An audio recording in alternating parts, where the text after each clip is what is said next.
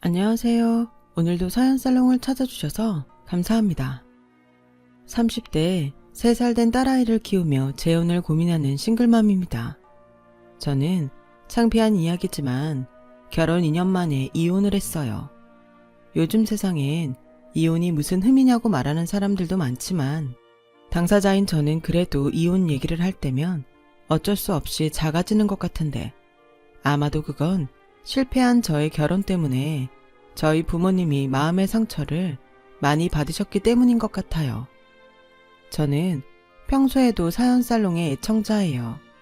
그렇다 보니 사연 중에서 부모님이 반대한 결혼을 했다가 후회한다는 이야기를 들을 때면 꼭 제 얘기를 하는 것 같아 뜨끔하곤 했는데 저 역시 부모님이 반대하던 결혼을 밀어붙였다가 인생의 가장 큰 후회를 한 사람입니다.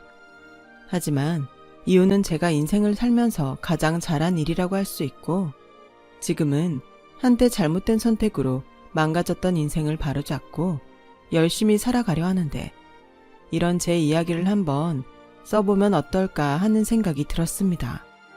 저의 어린 시절 이야기를 조금만 해볼게요. 저는 꽤 부유한 집의 막내딸로 태어났어요. 제 위로는 8살 많은 언니가 있는데 부모님이 맞벌이를 하고 계셔서 반은 언니가 키웠다고 해도 과언이 아닐 정도였어요. 그렇다고 저희 언니가 성격이 착하고 마음이 악한 타입은 아니었어요. 그저 언니로서 자기 할 도리를 할 뿐이었죠. 저희 부모님은 두 분 다 대기업에서 만나 결혼을 하셨어요. 그리고 결혼 후에도 두 분이 모두 계속 같은 직장을 다니셨는데 두 분이 능력이 있으시다 보니 저는 경제적으로 꽤 여유 있는 생활을 하며 잘할 수 있었어요. 하지만 세상은 공평한 것이 맞는지 다른 친구들은 경제적으로 여유 있는 저를 부러워했지만 정작 저는 가정주부인 엄마를 둔 친구들을 가장 부러워했고 주말이면 각자 바쁘다고 회사에 가거나 집에서 일하는 부모님이기에 변변한 외식이나 여행을 가지도 못했어요. 그러니 그만큼 가족이라는 울타리 안에서 추억은 거의 없었어요. 그렇다 보니 유독 사람을 좋아했던 저는 부모님이 미안한 마음으로 그 어떤 좋은 것을 사줘도 별로 기쁘지도 않았었죠. 선물로 자신들의 마음을 대신한 부모님은 그런 제 마음을 헤아릴 시간도 없는 듯 계속 바쁘게만 사셨어요. 그러니 저는 자연스레 부모님이 아닌 친구를 더 좋아했고 어른이 되어서는 남자친구를 부모님 이상으로 의지하며 함께하고 싶어 했는데 그때 만난 남자가 바로 전 남편이었어요. 저는 재수 끝에 서울에 있는 4년대 대학을 아슬아슬하게 턱걸이로 입학했어요. 취업도 바로 되지 않아 이력서를 거짓말 조금 보태서 100통 가까이 썼는데 그때까지도 부모님의 용돈을 받았었던 탓인지 혼자 알아서 척척하는 언니와 다르게 저는 남들보다는 홀로서기가 늦은 편이었어요.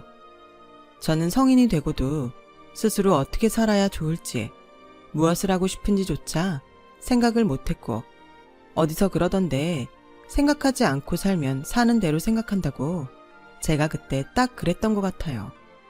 물론 지금은 너무나도 후회해요. 그 좋은 나이와 감사해야 할 가정 환경이었는데 저는 왜 그때 그걸 알지 못했는지 지금 생각해도 안타깝기만 한데 그렇게 어렵게 취직에 성공한 회사에서 저는 남편을 만나게 되었죠.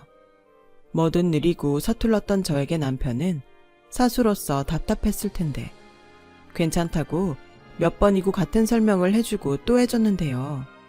저는 그런 남편에게 미안하기도 하고 고맙기도 해서 잘 따르다 보니 어느덧 서로 연애의 감정으로 상대를 바라보게 됐어요. 그렇게 본격적으로 연애를 시작하면서 처음으로 하고 싶은 것이 생겼으니 그건 바로 당시 3년을 연애한 남편과의 결혼이었어요. 남편은 저와 본격적인 연애를 하면서 더 나은 조건으로 이직을 했는데 이전보다 자주 못 봐서인지 서로에 대해 애틋함이 깊어져 결혼에 대한 마음까지 생기게 된 것 같아요. 그리고 남편은 저희 친정에 비하면 조금 어려운 집안에 홀어머니를 모시는 가장이었고 그게 모성애였는지 측은지심이었는지는 모르겠지만 저 남자를 행복하게 해주고 싶다는 생각을 했었죠. 하지만 저는 뭐든 받기만 해봤지 줘본 적이 없었던 사람이었고, 그래서 사랑도 참 서툴기만 했었는데, 남편은 그런 저를 엉뚱하고 귀엽다며 좋아해줬어요. 그렇게 뭐든 항상 저를 사랑해주는 남편이었기에 설사 결혼 후에 경제적으로는 여유가 없다고 하더라도 저희 둘은 잘 살 수 있을 거라는 확신이 있었어요. 저희 부모님은 저와는 달리 남편의 조건을 아시고는 남편을 만나볼 것도 없다며 결혼을 반대하셨어요. 예상은 했지만 그래도 막상 반대가 현실로 다가오니 저는 마치 제가 줄리엣이라도 되는 듯 부모님에게 핏대까지 세우며 반대해도 결혼하겠다고 고집을 부렸는데요. 아마도 그게 제가 저희 부모님에게 가장 큰 반항이었던 것 같아요. 엄마 아빠는 사람을 만나보지도 않고 무조건 반대만 하는 거야? 조건이 대수야? 중요한 건 사람 아니냐고. 나 우리 오빠 정말 사랑해. 엄마 아빠 반대해도 나는 결혼할 거야. 사랑? 그래, 사랑 좋지. 근데 사람들이 조건을 왜 따지겠어? 엄마 아빠는 너 고생할까봐 그러는 거야, 이거사. 세상에 자기 딸 고생할 거 뻔히 알면서 결혼하라고 허락하는 부모가 세상 천지 어딨어. 그래, 그건 네 엄마 말이 맞다. 네가 어릴 때부터 고생이라고는 모르고 자라는데 홀 시어머니를 감당할 수 있겠어? 아, 어떻게 된 게? 똑같이 내 배로 나왔는데 너는 네 언니랑 이렇게 다르니? 하나는 너무 정없이 계산만 해서 걱정이고 하나는 정이 약해서 고생할 게 뻔한데 사랑 타령이나 하고 있으니 내가 정말 속이 터진다. 둘이 반반씩 섞으면 얼마나 좋아. 아무튼 엄마는 허락해줄 수 없으니까 정 못 튀어지겠음 그냥 연애만 해. 은정아, 아빠는 우리 딸이 빨리 결혼하는 것보다 좋은 사람을 만나서 사랑받으면서 편하게 살았으면 좋겠다. 아빠도 당장 헤어지라는 소리는 안 할게. 대신 너도 감정적으로 생각하지 말고 현실적으로 고민해봐. 네가 아직 남자를 잘 몰라서 그래. 사랑이란 게 이미 감성적인데 뭘 어떻게 현실적으로 고민을 해? 그리고 엄마 아빠 말은 그렇게 해도 언니가 조건만 보고 결혼한다고 했을 때 딱히 말리지도 않았잖아. 그럼 사랑은 뒷전이고 조건 맞는 남자랑 결혼하면 그건 행복한 거야? 네 언니가 좋다고 하잖아. 지금도 행복하다고 하잖아. 나도 우리 오빠랑 결혼하면 행복해. 아마 언니보다 더 행복할걸? 가만 보면 엄마 아빠는 똑같이 위선자야. 됐고 둘 다 허락해주지 않아도 나는 이미 결정했으니까 그런 줄 알아요. 저는 그렇게 부모님의 반대에도 불구하고 뜻을 굽히지 않았어요. 그때는 저희 부모님의 마음을 헤아릴 생각은 전혀 하지 못했고 그저 조건만 따지는 사람들이라며 위선자라는 말까지 하게 됐는데 지금 생각하니 제가 못된 딸이었네요. 하지만 그때는 무조건 제가 맞다고 생각했어요. 그리고 남편 역시 저희 집에서 반대한다는 사실을 알았지만 헤어지자는 소리는 하지 않았는데 그때 저는 남편도 저를 너무 사랑하기에 포기할 수 없어 그런다고 생각했지만 그건 저만의 착각이었죠. 애석하게도 저는 그걸 늦게 깨달았고 그대로 콩깍지가 단단히 씌어 부모님 허락 없이도 결혼 준비를 시작했는데요. 신혼집은 저희 둘의 형편에 맞춰서 풀옵션 방 1개가 딸린 월세 오피스텔을 구했어요. 그러자 당신들 생각과 무관하게 제가 신혼집 계약도 끝내버리니 결국 저희 부모님은 천룡까지도 끊겠다며 더욱 거세게 반대를 하셨는데 참 철이 없던 저였는지 부모님의 그런 반대가 별로 심각하게 느껴지지 않았어요. 오히려 그때는 어차피 결혼하면 부모님이 아닌 남편과 살 텐데 지금 당장 천륜이 끊어진다 해도 저는 혼자가 아닌 남편과 함께니 괜찮다는 생각이 들더라고요. 어릴 때부터 일 때문에 저에게 신경도 쓰지 못했던 사람들이 제가 원해서 하겠다는 결혼을 반대하는 게 이해가 가지 않았어요. 그렇게 저는 친정 부모님과 벽을 쌓으며 남편과 결혼을 했죠. 끝끝내 저희 부모님은 저의 결혼식에도 오지 않았는데요. 첫 시작이 남복이 창피했다며 시어머니는 어떻게 부모가 자기 결혼식에도 오지 않냐며 너무하다고 그 화살을 저에게 돌리셨어요. 내가 정말 너 때문에 창피해서 대인관계를 다 끊든가 해야지. 내 주변에서 니네 부모님 때문에 말이 얼마나 많은지 아니? 정말 니네 부모님 해도 너무해. 사람들이 잘 살고 좋은 직장 다니면 다야. 그런 인성을 가진 부모 밑에서 자랐으니 너는 오죽할까? 나는 뭐 네가 너무 좋아서 아무 말 안 했는 줄 알아? 그냥 내 아들이 좋다고 하니까 그거 하나 때문에 아무것도 안 보고 널 며느리로 받은 건데 내 아들만 불쌍하지. 그런 집구석 딸이 뭐가 좋다고? 꼴도 보기 싫으니까 너 당장 네 집으로 가. 그리고 당분간은 여기 오지도 마라. 어머니, 죄송해요. 제가 저희 부모님이랑 잘 마무리 짓고 결혼했어야 했는데 그러면 시간도 길어지고 서준 씨 상처받을까봐 그냥 밀어붙였어요. 제가 생각이 짧았어요. 내가 참 가만히 있어도 열이 뻗쳐. 아니, 지네들이 뭐라고 내 아들을 반대해? 아무튼 너는 앞으로 시집살이 각오하는 게 좋을 거야. 나도 한다면 하는 사람이라고. 시어머니는 마치 저희 부모님에게 복수라도 하겠다는 식으로 그런 선전포고를 하셨어요. 그리고 그 뒤로는 정말 저에겐 애정이라는 걸 한 번도 주신 적이 없었는데 처음엔 저도 겁나고 저희 부모님 원망도 했었지만 무슨 마음이었는지 저에겐 남편이 있으니 다른 건 견딜 수 있다고 생각했어요. 그만큼 저는 남편을 많이 사랑했고 남편 역시 저와 똑같다고 생각하며 행복한 신혼생활을 이어가던 중 계획하지 않았지만 저희에게 딸이 찾아왔어요. 임신 사실을 확인하던 날 저는 제 몸속에 또 다른 생명이 자리한다는 것이 너무나도 신기해 남편에게 이 기쁜 소식을 알렸는데요. 어쩐지 남편의 반응은 제 생각과는 달랐어요. 마치 혼자 무슨 고민이라도 있는 것처럼 얼굴이 그늘만 가득했는데 저는 그게 계획하지 않은 임신이라 실망해서 그런 건 줄 알고 한참 동안 남편 눈치를 보았던 날도 있었죠. 그러다 3개월 정도가 지났을 무렵 남편은 저에게 믿을 수 없는 말을 했어요. 저는 가슴이 철렁하고 내려앉았는데 남편은 저에게 미안한 기색조차 없었어요. 나 회사 사표 냈어. 아니 왜? 무슨 일 있었어? 뭘 물어. 그냥 그렇게 됐어. 뭐 좋은 소리라고 꼬치꼬치 캐무냐? 아니 그래도 우리 결혼한 지 얼마 되지도 않았는데 그런 소리를 하니까 그렇지. 그리고 곧 있으면 우리 아기도 태어나는데 내가 놀라지 안 놀라겠어? 그러게 누가 대책 없이 임신부터 하래? 다른 여자들은 피임도 잘하던데 넌 정말 할 줄 아는 게 뭐가 있냐? 자기야, 임신을 내가 혼자 했어? 예민한 건 알겠는데 그래도 말은 가려서 해야지. 그리고 지금 자기가 나한테 화낼 입장이야? 그럼 뭐 너한테 빌어야 하냐? 잔뜩 성질난 사람 네가 긁으니까 그렇잖아. 가만 보면 넌 참 눈치도 없어. 그러니까 우리 엄마가 널 싫어하는 거야. 아니 왜 화살이 거기로 튀어? 그래서 앞으로는 어쩔 건데?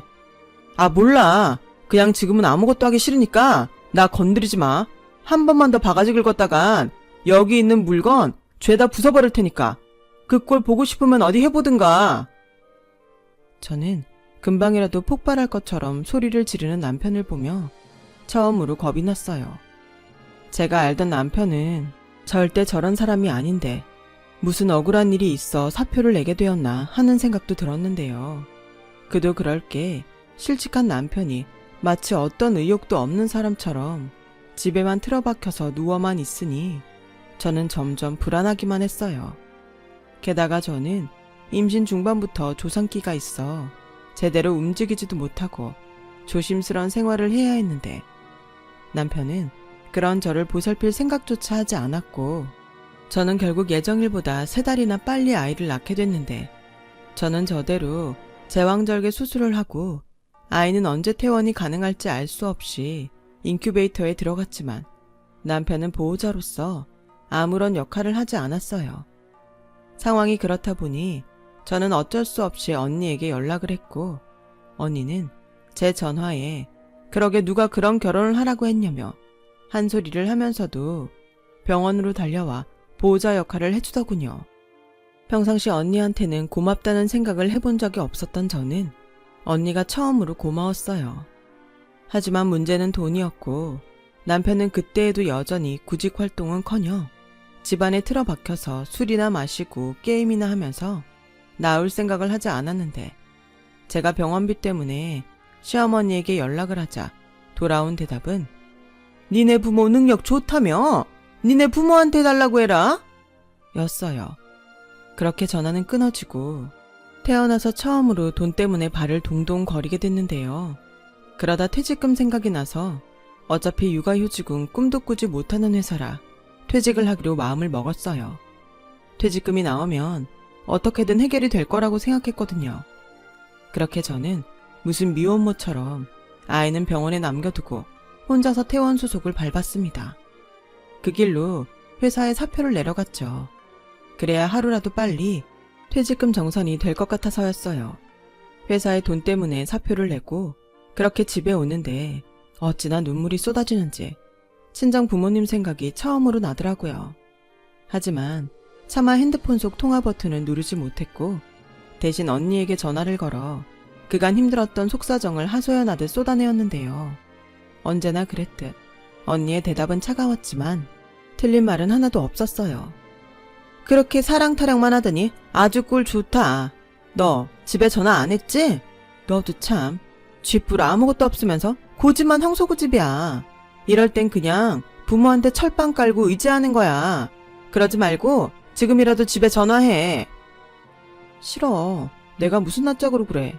언니처럼 꿀 좋다 하겠지. 근데 언니, 나는 3년이나 만난 사람이 저렇게 변했다는 게 지금도 믿기지가 않아.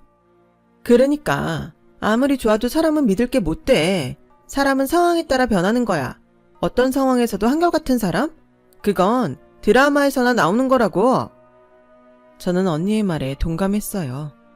언니는 늘 냉정하게 판단하는 사람이었지만 저보다 분명 어른은 어른이었죠. 하지만 그래도 저는 용기가 나지 않아 친정 부모님에게 전화를 못했어요. 그렇게 혼자 시뻘개진 눈을 하고 집에 들어갔는데 남편은 술에 취해 자느라 제가 퇴원한 것도 모르고 있었어요. 저는 그런 남편을 보니 서운함과 동시에 화가 나서 남편을 마구잡이로 깨웠죠. 저 역시 남편처럼 똑같이 회사에 사표를 냈다고 말을 했는데 남편의 반응이 참 어이가 없었네요. 뭐야? 애 낳은 지 얼마 되지도 않은 여자가 사표부터 냈어? 너 지금 나 집에서 논다고 일부러 그러냐?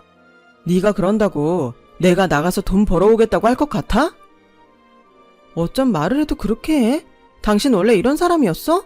나는 그래도 처음에 당신이 하도 우울해하길래 무슨 일이 있어서 그런가 걱정했었어. 그런데 당신은 뭐? 왜 사표 냈냐고? 돈 없어서 냈다. 우리 애 언제까지 인큐베이터에 있어야 할지도 모르는데 돈이 없으니까 퇴직금이라도 받으려고 냈다고. 지금 내 속이 어떤지 알기나 해? 그리고 당신 퇴직금은 어딨어? 회사 그만둔 지가 언젠데 퇴직금 받았다는 소리가 없냐고. 아씨, 또 바가지 긁냐? 퇴직금 다 썼다. 어쩔래? 넌 돈 많은 니네 집 뒀다 뭐 하려고 그러냐? 무슨 부잣집 딸이 돈 가지고 이렇게 궁상을 떨어. 정말 모자가 똑같은 소리를 하네. 나 우리 집에 어떻게 하고 시집 온지 몰라? 나 정말 당신 하나만 믿고 다 끊고 왔는데 이게 뭐야? 그러게, 누가 그러라고 했어? 나는 잘 사는 처가 덕준 보나에서 그 더러운 수모도 다 참았는데 니네 부모님도 참 그렇다. 아무리 반대하던 결혼이라도 그렇지 어떻게 딸을 버릴 수가 있어? 딸이 어떻게 사는지 궁금하지도 않나? 너 혹시 친딸 아니냐? 나 속은 거 아니냐고. 저는 그때 남편의 속마음을 처음으로 알았어요. 저는 사랑 하나만 믿고 결혼했는데 남편은 저희 부모님이 저러다 말겠지 하는 마음이었더라고요. 그리고 뒤늦게라도 경제적인 도움을 줄 거라고 생각했는지 되레 자기가 속았다며 방방 뛰는데 이런 꼴을 보고 이혼을 생각하지 않으면 오히려 제가 등신 같았어요. 그때가 결혼한 지 1년이 조금 넘었던 때였는데 이렇게 금방 제가 제 결혼을 후회하게 될 줄은 꿈에도 몰랐기에 법원에서 이혼 서류를 챙겨 나오는 발걸음이 그렇게 무거울 수가 없었어요. 아직 인큐베이터에 있는 딸아이 얼굴도 아른아른했고요. 하지만 제가 이혼 생각을 하고 있다는 것도 까맣게 모르던 남편은 뻑하면 저희 부모님에게 전화해서 사정을 이야기하고 돈을 받아오라며 하루에도 몇 번씩 저를 들들 볶더군요. 심지어는 제가 못하면 자기가 하겠다고 전화번호를 달라고까지 하는데 돈이 사람을 저렇게 만든 건지 원래 저런 사람인 걸 제가 잘못 봤는지 정말 오만정이 다 떨어졌어요. 그리고 다행히 아이가 퇴원하게 됐는데 생각보다 병원비가 많이 나왔고 금방 나을 줄 알았던 퇴직금이 나오지 않아 저는 또다시 발을 동동거려야 했는데요. 그때는 제 코가 석자이다 보니 어쩔 수 없이 친정 아빠에게 전화를 걸게 되었어요. 저희 아빠는 근무 시간임에도 불구하고 제 연락에 한 걸음으로 병원에 달려왔고 병원비를 내주셨는데 잘 사는 모습을 보여주지 못할 망정 이런 꼴이나 보여주게 되었으니 얼굴을 들 수 없었어요. 하지만 저희 아빠는 언니와 다르게 뭐라고 하지 않으셨고 그저 조금만 기다리라며 ATM 기계로 가서 돈을 뽑아 100만 원을 제 가방에 넣어주시는데 눈물이 핑 하고 돌았어요. 부족하면 언제든지 연락해. 엄마한테 전화하기 그러면 아빠한테라도 해. 엄마 아빠 네 언니한테 들어서 네 사정 알고 있어. 그렇게 힘들면 연락을 하지. 어떻게 그래. 내가 한 짓이 있는데. 그리고 결혼식에도 안 왔는데 내가 무슨 염치로 전화를 해. 네 엄마랑 나 네 결혼식 갔었어. 그냥 손님처럼 몰래 보고만 왔지. 그래도 무소식이 희소식이라고 잘 사는 줄 알았는데 지금 네 엄마 회사 휴직하고 아주 알아 누웠다. 뭐? 정말? 그렇게 큰 소리 치고 나갔는데 잘 사는 모습 못 보여줘서 죄송해요. 죄송하긴 부모 자식 사이에 무슨 그런 말이 있어. 그리고 그때는 너무 화가 나서 촬영까지 끊자고 했지만 절대 진심은 아니었다. 그러니 너도 오해는 하지 마. 엄마나 아빠나 어디까지나 네 걱정해서 그런 거니까. 우리 네 엄마 추슬러지면 그때 더 깊은 얘기하자. 힘들면 꼭 전화하고 아니다 싶으면 아예 짐 싸서 들어와. 너 올까봐 우리 비밀번호도 안 바꾸고 산다. 아빠는 그렇게 말하고 몸조리 잘 하라며 저를 집에까지 태워다 주셨어요. 그렇게 저는 딸아이를 데리고 집 안으로 들어갔고 남편은 그때에도 밤새 게임을 했는지 컴퓨터도 끄지 않고 잠이 들어 있었는데 잠든 아이 얼굴을 본 순간 아이를 위해서라도 제가 이혼을 하지 않으면 안 되겠다는 생각이 들었어요. 그래서 그 인간이 자는 동안 짐을 쌌죠. 이혼 서류를 꺼내놓은 채 아이 옆에서 깜빡 잠이 들었고 잠에서 깬 저는 정말 믿기 어려운 광경을 보게 되었는데 글쎄 다 싸놓은 제 짐을 일일이 뒤지며 남편이 돈을 찾고 있더라고요. 그리고는 아빠가 주신 100만 원을 찾아 혼자 시시덕거리며 아주 자기 주머니에 넣었는데 저는 그 모습에 눈이 돌아 빽 하고 소리를 질렀어요. 그 소리에 아이는 놀라서 울고 남편은 냅다 도망을 치는데 그 뒷모습을 보니 사람이 왜 사람을 죽이게 되는지 생각을 하게 되더라고요. 그렇게 저는 뜬 눈으로 남편을 기다렸죠. 남편은 다음날 오후가 돼서야 술이 떡이 돼서 들어왔는데 제 가방에서 훔쳐간 100만 원은 흔적도 없더라고요. 설마는 했지만 이렇게 저 인간의 쓰레기 같은 바닥을 본 저는 더 이상은 참을 수 없었어요. 그래서 냉장고 문을 열어 남편이 먹으려고 사놓은 듯한 소주 2병을 꺼내 고민도 없이 그 소주를 남편 얼굴에 쏟아 부어버렸고 술에 취해 잠이 들어있던 남편은 깜짝 놀라 뭐 하는 짓이냐며 벌떡 일어났는데 제가 네가 좋아하는 술 자면서도 처먹으라고 악에 받쳐 소리치자 이번엔 남편이 제 눈 앞에서 손을 올리더군요. 저는 남편의 손이 저에게 닿기 전에 남편의 그곳을 사정없이 발로 걷어차버렸어요.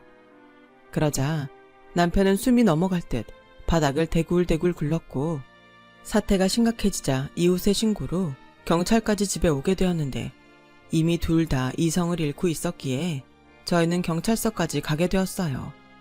그리고 양가 부모님이 경찰서에서 처음 만나게 되었어요. 저 때문에 알아 누웠다는 엄마는 두 눈에 살기를 띠며 달려오다시피 하셨고 그대로 사정없이 남편의 뺨을 갈겨버렸는데 남편은 그때도 여전히 자기가 뭘 잘못했는지 모르는 눈치였어요. 야, 사내 자식이 능력이 없으면 인격이라도 갖춰야지. 감히 내 딸을 이런 데 나오게 해? 그러고도 네가 가장이야? 누가 보면 모정이 넘치는 줄 알겠네. 그러는 장모님은 딸도 버리셨잖아요. 왜 이제 와서 혼자 오바하세요? 지금 보는 사람 많다고 쇼하시는 거예요? 너 이 자식, 지금 뭐라 그랬어? 그러는 너는 직장도 때려쳤으면서 지 와이프를 출산하는데 뭐 했냐? 그리고도 네가 남편이고 애비야? 적어도 자기 새끼 병원비는 벌어야지. 한심하기는. 아빠가 준 돈 이놈이 들고 튀었어. 당장 우리 애기 기저귀도 사야 하고 분유도 사야 하는데. 뭐야 지금? 그러니까 나 하나 속이고 너 니네 식구랑 연락하고 지냈던 거야? 야, 너 진짜 무서운 여자였구나. 왜? 내가 돈 달라고 할까봐 무서워서 속였냐? 순간 저희 아빠는 화를 참지 못하고 남편의 멱살을 잡았어요. 그러자 뒤늦게 연락을 받고 온 시어머니가 그 모습을 보고 난리가 났는데 자기가 들고 온 핸드백으로 저희 아빠 등을 마구잡이로 치시더라고요.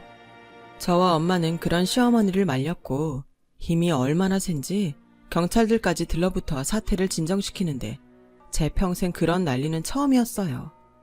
그리고 시어머니는 그때까지도 분을 이기지 못해 씩씩거리며 이 모든 건 저희 부모님과 제가 자기 아들이랑 엮여서 이렇게 된 거라며 생떼를 부리기 시작했는데 그 말이 참 기가 막혔죠. 내가 언제고 그쪽들 낯짝 한번 보러 가자고 할 판이었네요. 왜 내 아들만 잡습니까? 나도 그쪽 딸 마음에 안 들어요. 뭐 하나 제대로 하는 것도 없고 치서방 마음 하나 잡지 못해서 잘 다니던 회사도 그만두게 했는데 나라고 내 아들 신세 망치는 저런 애가 좋겠습니까? 지금 말 다 했어요? 그렇게 싫으셨으면 반대를 하셨어야죠. 저는 허락해놓고 이러시는 게 더 악질이죠. 그리고 아무리 밑바닥이라도 어떻게 자기 와이프 돈을 훔치나요? 자식 교육을 어떻게 하셨길래 손버릇이 저 모양입니까? 아니, 부부 사이에 니꺼 내꺼가 어딨나요? 부부는 원래 한 주머니죠. 가만 보니까 댁내 딸이 말본새가 지 엄마를 닮았네. 그래요. 딸이 엄마 닮는 거 당연하죠. 근데 그쪽 아들도 염치 없고 억지 쓰는 게 딱 그쪽 닮았네요. 더 말할 필요도 없고 당장 애들 이혼시키죠. 그래요. 바라던 바예요. 그리고 내 아들 신세 망쳐놨으니 그거에 따른 보상은 꼭 해야 합니다. 저는 그러기 전엔 이혼에 찬성할 순 없어요. 누가 누구 신세를 망쳐요? 저는 제 딸 신세가 더 망한 듯 싶습니다. 그럼 소송으로 한번 해보시죠. 일도 때려치고 집에서 술이나 퍼먹으면서 자기 새끼 낳으러 병원 간 와이프 챙기지 않고 돈이나 훔치는 저놈이 유책사유가 있는지 없는지 어디 한번 따져보자고요. 그렇게 저는 부모님의 도움으로 이혼 소송을 진행했어요.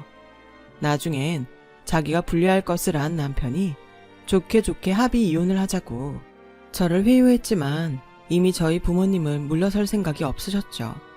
그 결과 남편이 유책 배우자로 인정되어 위자료는 물론이고 아이 양육비까지 저에게 지급하라는 결론으로 이혼이 성사됐는데 남편은 재산도 없고 벌이가 없어 그 어떤 돈도 줄 수 없다며 이를 이행하지 않더니 어느 날부터는 쥐도 새도 모르게 잠수를 타버렸어요. 시어머니까지도요. 이런 인간을 저는 제 가족도 버리며 선택했다니 지금 생각해도 저희 부모님에게 너무 죄송하기만 해요. 그 뒤에도 아이가 너무 어려서 저는 부모님의 신세를 계속 지고 살았고 부모님은 손녀가 있어 집안이 밝아졌다며 오히려 좋다고 하셨는데 철이 들어서인지 저는 마냥 죄송하기만 했네요. 그렇게 딸아이가 2돌을 맞았어요. 아이도 어느 정도 자라서 어린이집에 갈 수 있게 되었으니 이젠 슬슬 다시 직장을 다닐 생각을 하고 있었는데 저희 언니가 아이 키우면서 안정적인 일은 역시 공무원밖에는 없다며 문제집을 하나를 안고 저를 찾아왔어요. 이 나이에 다시 공부를 하라고? 네 나이가 어때서? 그리고 공부에 왜 나이를 따져? 그래도 내가 잘할 수 있을까? 무조건 해. 죽기 살기로 해. 그럼 안 되는 거 없어. 네 딸을 생각해야지.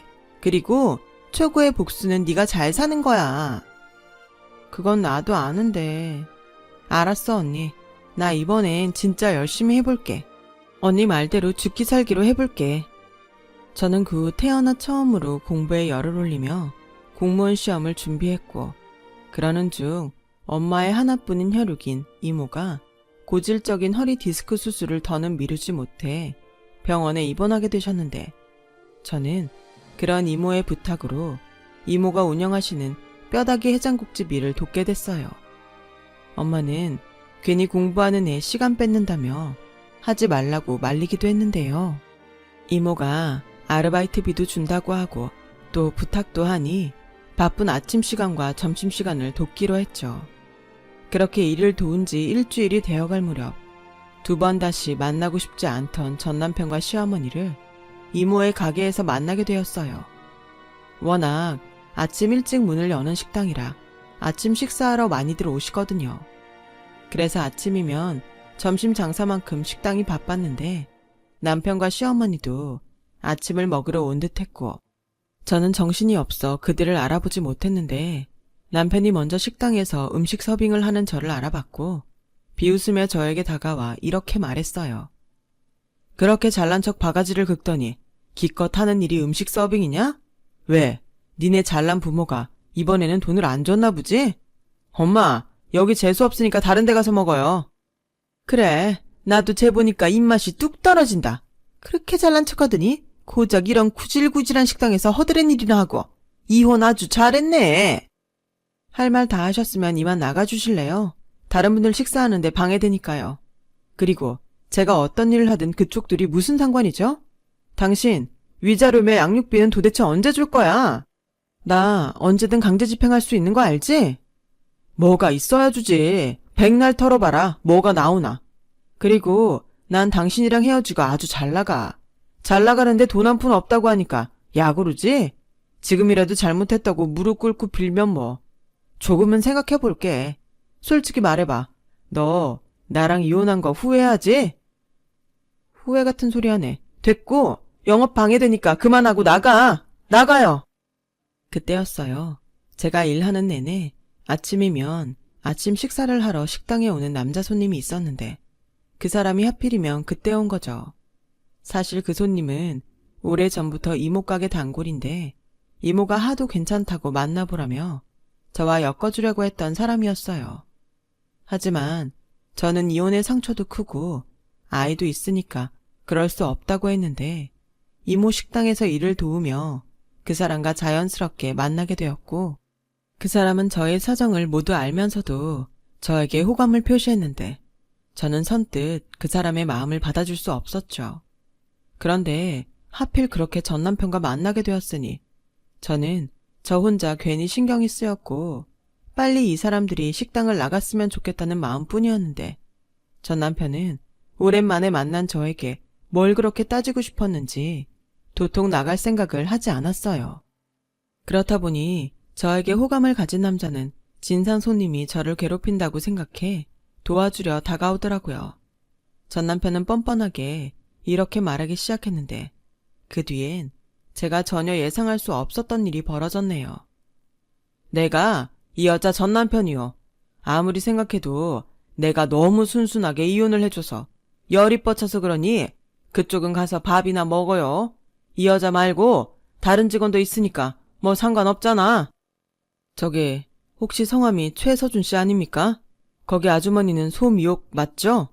저 서초경찰서에서 근무하는 경찰입니다. 그 사람은 근처 경찰서에서 근무하는 형사님이었어요. 그런데 전 남편과 시어머니는 그 사람의 말에 얼굴이 새파랗게 질리더니 마치 짝이라도 한 듯 주춤주춤 뒷걸음을 쳤고 그대로 도망을 가려고 했는데 가게 문이 나갈 땐 당겨야 하는데 이 사람들이 급한 나머지 문을 미는 바람에 어이없게도 실패하게 된 거예요. 그러자 강 형사님은 뒷주머니에서 수갑을 꺼내 전 남편과 시어머니의 손에 각각 채웠죠. 드라마나 영화에서나 봤던 것처럼 최서준 씨, 소미옥 씨, 당신들은 현 시간부로 절도 혐의로 체포합니다. 변호사를 선임할 수 있고 변명의 기회가 있으며 불리한 진술은 거부할 수 있습니다. 라고 말을 했는데 그 말이 떨어지기 무섭게 전 남편과 시모는 한 번만 봐달라며 무릎까지 꿇고 싹싹 비는 거 있죠. 저는 그때까지도 이게 다 무슨 일인지 영문은 몰라 하고 있었는데 그때 강 형사님이 저에게 이렇게 말해줬어요. 은정씨, 이 사람들 무인 가게만 골라서 털고 다니는 모자 사기꾼이에요. 전국적으로 돌아다니면서 절도를 해서 이미 수배 중이었는데 여기서 잡게 되네요. 게다가 은정씨 전 남편이었다니 깜짝 놀랐습니다. 은정씨도 많이 놀랐죠? 그리고 최서준씨 이미 오래전부터 사기 절도전과 있어요. 다니는 회사마다 돈을 빼돌렸는데 걸릴 것 같으면 사표 내고 잠수 타는 게 수법입니다. 그러면서 뻔뻔하게 은정씨 앞에선 전 남편이라고 여기서 이러고 있다니. 은정씨, 밥은 이따 다시 와서 먹을게요. 혹시 모르니까 은정씨도 잠깐 쉬어요. 괜히 다칠까봐 걱정이네요. 잠깐, 둘이 뭐야? 둘이 왜 이렇게 다정해? 혹시 니네들 뭐 있어? 야, 넌 나랑 이혼한 지 얼마나 됐다고 벌써 딴 남자를 만나냐? 절도범인 주제에 네가 무슨 상관이야? 그래, 내가 작작하고 나가자고 했지?